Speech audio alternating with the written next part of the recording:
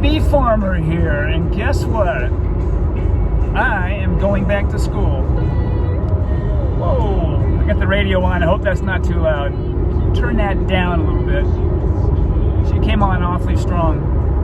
So anyway, I had orientation today. Orientation, yeah, and I called. Well, I didn't call. I emailed. I'm sorry, nobody calls anymore, right? I emailed, got a hold of a couple of people, and I said, well, actually, I did call. Well, this is a great start to a video, isn't it? Did you miss me? I called and got nowhere. So then I emailed, because calling during holiday break is probably not going to get you too many places. Then I emailed to who I was supposed to email, the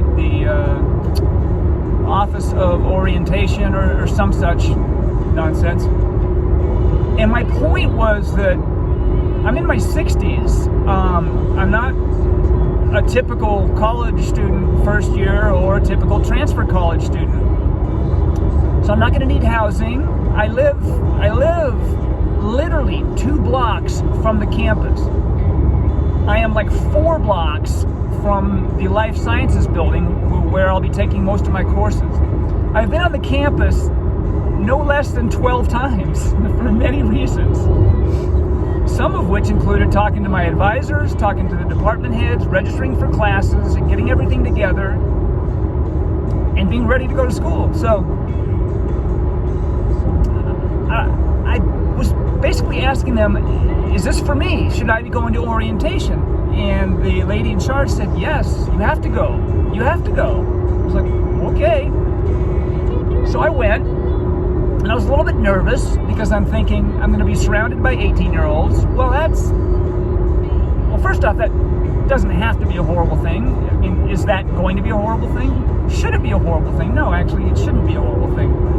But there were plenty of parents there.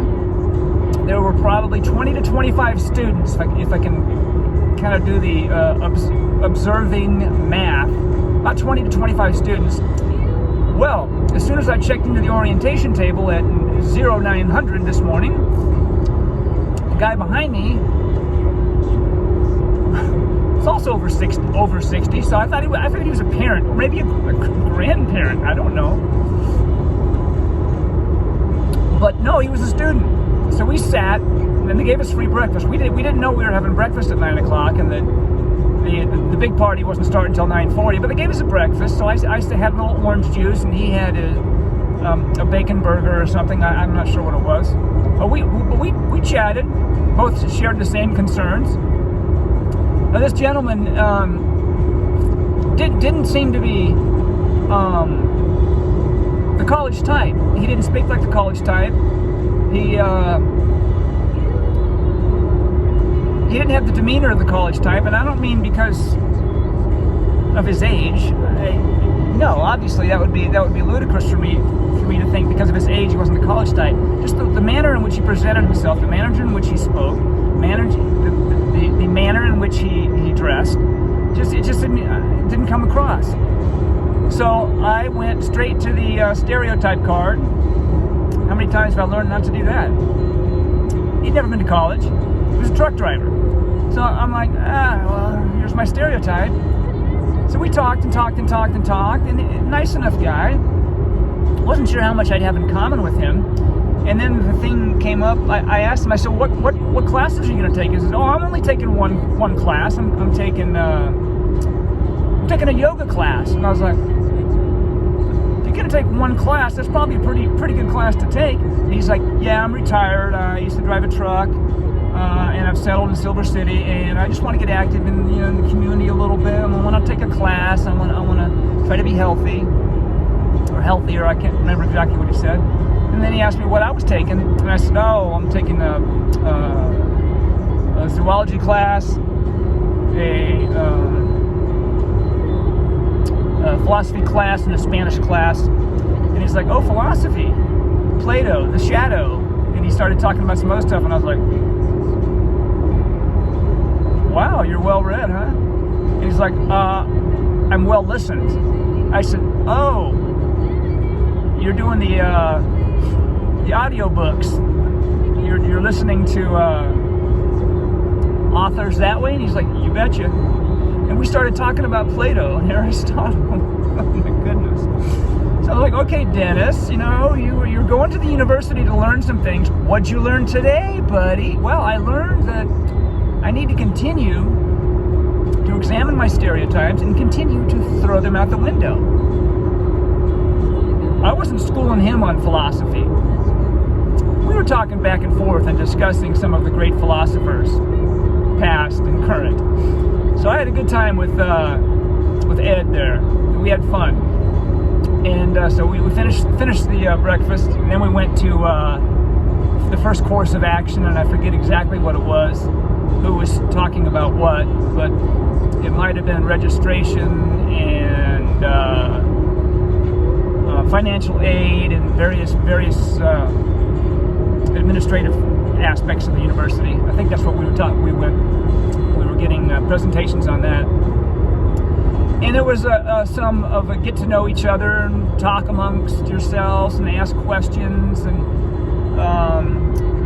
then tell us what you remember about that guy. One of the discussions was tell about your near-death experience, who your favorite band is, your favorite movie, something unique about yourself, what'd you do before you came here, and all that. It was kind of neat. And since this is the January semester, and I should have paid attention to this little nugget, everybody was a transfer student. There was no first-year students. So everybody wasn't 17 and 18 straight out of high school. There were a few people who looked 18, 19, but there was mid-20s, there were some 30s. And four out of the 20 to 25, whatever percentage that is, right? 20 to 25% were over 60. Met a guy named Daniel. And he had a couple of degrees. He was retired and pursuing some more academia. Ed, who I just talked about, a gentleman named Rich, who was a pilot back in the day. He was a pilot, and he never went to college. He'd never taken a college class. So he's like, I'm retired now. I want to do this. I want to get involved. I want to learn. I want to be part of the community. And I was like, this is really empowering. And I felt good about the orientation class. Yes, most of it was geared for younger people, younger students. But it was fantastic. It was empowering. They stuck the microphone in my face for a couple of minutes, and I talked about Rich and what I met from Rich, how he was a pilot, how he turned his plane upside down one time, and he almost had a near-death experience. His near-death experience was too many G's, and he had to get out of it, and he had to pull his plane around and save himself, and it was amazing. It was totally empowering, and I've learned something from this. But I plan on chronologically reporting. If this video turns out, I may do another video if that radio's too loud. But I plan on reporting to you all, maybe weekly. I don't know. I plan on reporting how this goes. This school after 60.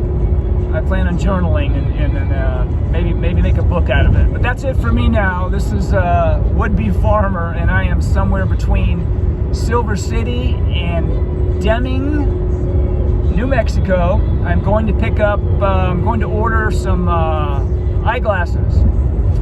We're out in the middle of nowhere, so we have to drive a little bit to do some certain things. So anyway, I'm out, and I'll talk to you soon.